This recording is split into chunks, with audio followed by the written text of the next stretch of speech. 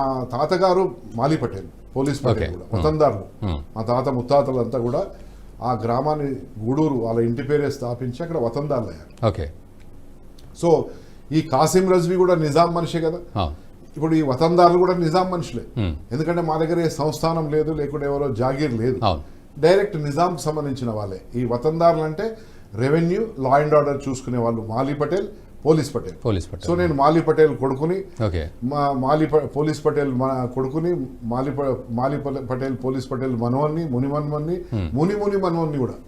ఎందుకంటే ఎన్నో తరాల బ్యాక్, 9 తరాల బ్యాక్ అక్కడ గ్రామాన్ని స్థాపించారు. సో ఆయనకున్న గ్రామ ప్రజల మీద ప్రేమ. ఎందుకంటే వీళ్ళు మామూలుగా రాకపోతుండే తుపాకులు, కత్తులు, కటార్లు విచ్చలవిడిగా అనమాట.